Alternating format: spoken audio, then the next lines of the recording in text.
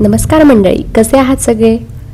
आज आम्ही चाललो होतो नाशिक पुणे हायवेवर करेघाटात असलेल्या भक्तिशक्ती मंदिरात.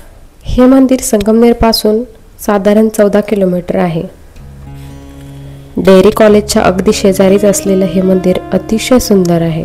मंदिराच्या बाहेर गाड्या लावण्यासाठी पार्किंगची सोय आहे. त्यानंतर पुढे गेल्यावर असे हे छान गेट आहे. हे गेट बघितल्यानंतर अगदी साऊथला जे मंदिर असतात तशा प्रकारचे हे मंदिर वाटते. आतमध्ये गेल्यानंतर पायऱ्यांनी आपल्याला चढत जावं लागते. तिथे शू रॅक ठेवलेली आहे. तसेच साईडला एक रेस्टॉरंट आहे जिथे आपण नाश्ता वगैरे करू शकतो. अगदी हायवे लगतच हे मंदिर आहे, त्यामुळे जाणारे पर्यटक, जाणारे येणारे सगळे लोक म्हणजे इथून एकदा मंदिर बघितल्यानंतर थांबतातच आणि एकदा दर्शन घेऊन जातातच. त्यानंतर आम्ही मंदिरात गेलो. अतिशय सुंदर असे हे मंदिर आहे.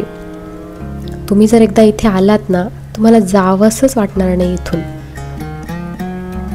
तुम्ही पुण्यावरून नाशिकला किंवा नाशिकवरून पुण्याला जर जात असाल तर एकदा नक्की इथे थांबा आणि हे मंदिर बघूनच जावा. रात्रीचा जर व्ह्यू तुम्ही बघितला तर तो खूपच जास्त अप्रतिम आहे. आतमध्ये खूप छान असे रेखीव काम केलेले आहेत. तिथले पिलर अगदी सुंदर बनवलेले आहेत. आतमध्ये 3 मंदिर आहेत.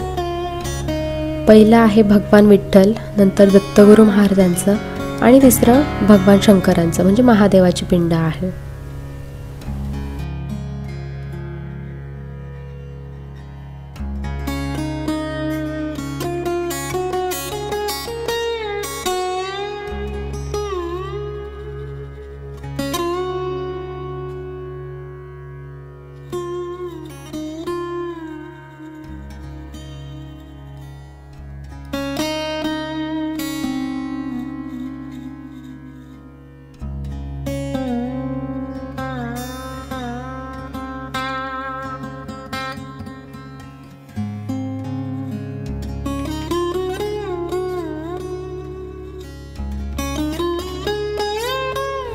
इथे अतिशय शांत असे वातावरण आहे.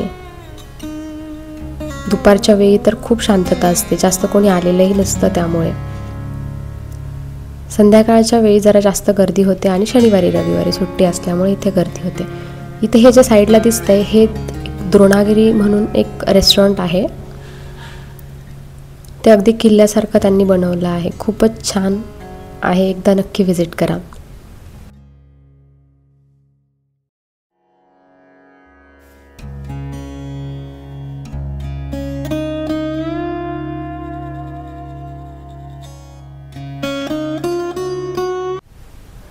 दर्शन घेतल्यानंतर आम्ही थोडा वेळ रेस्ट केला. शर्विलची इथे खूप सारी मस्ती चालू होती.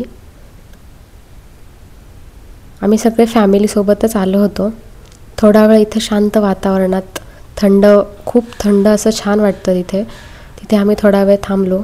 तोपर्यंत जय आणि शर्विलची मस्ती चालू होती. त्यानंतर थोडेसे फोटोशूट केलं आणि नंतर आम्ही जायला निघालो.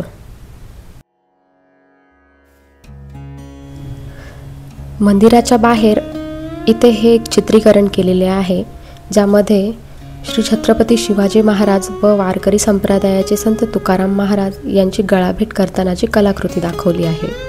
तसेच सोबतच मावळे आणि वारकरी संप्रदाय यांनाही दाखवलं गेलं आहे. इथे लहान मुलांना खेळण्यासाठी एक छोटंसं पार्क बनवलं आहे. खरंच निसर्ग म्हणजे काय हे जर तुम्हाला अनुभवायचं असेल तर पावसाळ्यात तिथे नक्की भेट द्या. खरंच तुम्हाला खूप आवडेल. चला तर मग भेटूयात अशाच नवीन ब्लॉगमध्ये. तोपर्यंत काळजी घ्या. बाय.